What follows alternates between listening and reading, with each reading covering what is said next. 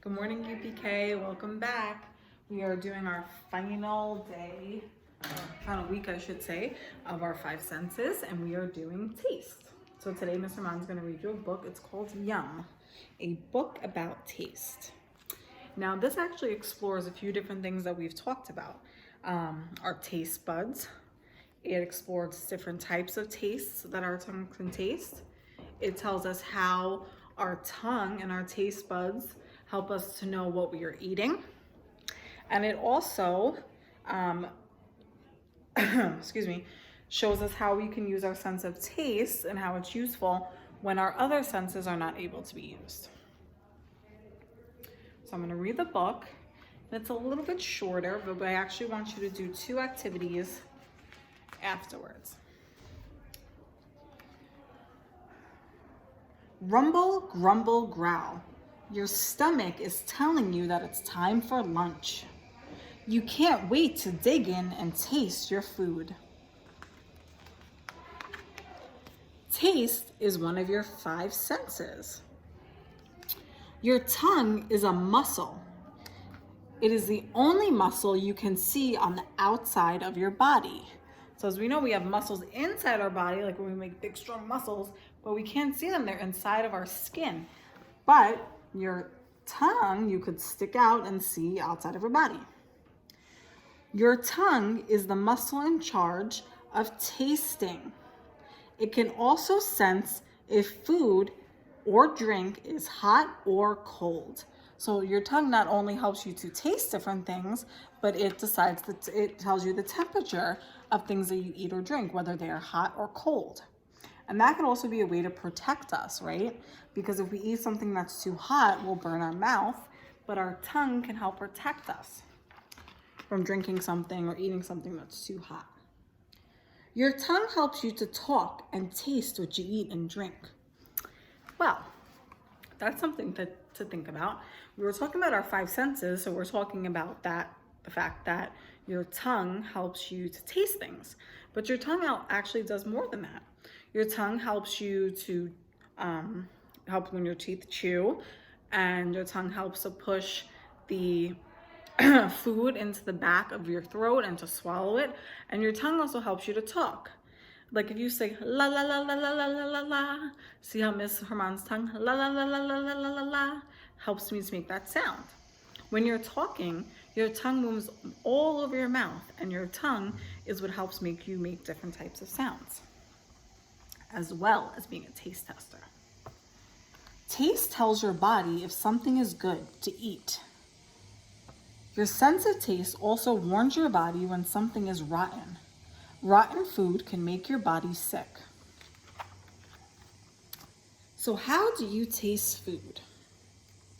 Your tongue is covered with tiny bumps and spikes. They are called papillae. Now,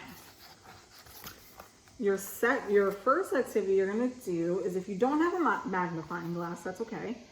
But what I would like you to do is have someone in your home. I want you to have them stick their tongue out and see if you can see all the little tiny papillae, the dots that they have on their tongues. You could also do this by looking into a mirror. We all have them. The papillae grab onto the food in your mouth. They help your tongue move the food around inside your mouth as you chew. As you chew the food, it mixes with the liquid in your mouth called saliva. Saliva makes the food soft and juicy, so it's easier to eat. The juices carry the flavor from the food. Those juices get caught in the papillae and seep down into your taste buds.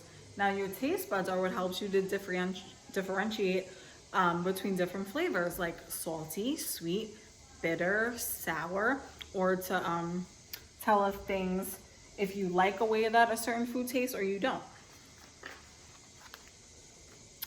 Most flavors are sweet, salty, sour, or bitter. Different parts of your tongue are more sensitive to these certain tastes. You taste sweet on the tip of your tongue, salty on the tops and sides, on the tips and sides. Let's see right here. Sour on the sides, up here, and bitter in the back. Taste buds are found all over your tongue. They are also on the roof and sides of your mouth and in your throat. So your second activity after looking at your taste buds is, I know that some of you have done a taste test already. If you haven't, that would be the perfect thing to do, is to try different tastes. But even if you could take some of those items that you may have tasted already and try when you eat them to see which part of your tongue you feel it on the most. Because as we can see here, we're supposed to be able to taste something sweet like chocolate the most in the tip of our tongue. Salty like popcorn or potato chips are right here on a little bit the front side, and something really sour like a lemon or a Sour Patch Kid would be on the side and the back. And if you ever notice, if you eat something really sour like a lemon or a Sour Patch candy, the back of your mouth, your tongue kind of feels like it's swelling and it fills up with saliva, right? That's because it's super, that part of your mouth is super sensitive to sour, and you're eating something that's super sour, so it's reacting to it.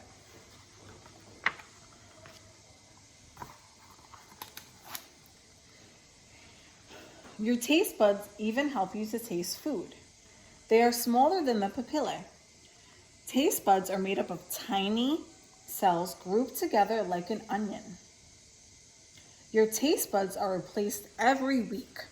Now, you may think that teachers know everything, but we do not.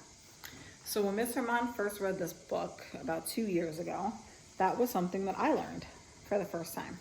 I never knew that your taste buds are replaced every week, but it does make sense, because if you've ever had a food that you've eaten before and you didn't like it, right? And have you ever gone back and tasted it again? And then all of a sudden, oh, I do like it. It does taste good. That's why. Your taste buds are connected to your nerves, and your nerves are connected to your brain. Now, if you've been paying attention about how our nerves send signals to our brain with information during our 5 senses, you'll know exactly where this is going. When a flavor reaches a taste bud, the taste bud sends a message along your nerves to your brain. Your brain tells you what food you are tasting. This is also a fun activity to do too, is to close your eyes or have something covering your eyes and to taste the food, and to see if you can use your other senses like taste or smell or touch to see what the food is and try to guess. So just like when you are seeing something with your sense of sight, your eyes are sending a message to your nerves, to your brain, and telling your brain what you're seeing. Your sense of taste is sending a message to your brain to tell you what you are tasting. So even though they can't see, he's eating it and his brain is telling him it's chicken, it's broccoli, it's pizza. Your brain can remember tastes you have had before, and your brain will also know if you are trying a new food. That's so cool. So that's how we know what our favorite foods are. Your brain remembers what you like the most. Everyone likes different foods because everybody is a little different. Even though people like different things, everyone has great taste. Now this would be a great time to talk about what your favorite foods are that go into this type of category of foods. Like, what are your favorite types of things that are sour? What are your favorite types of foods that are salty or sweet or bitter?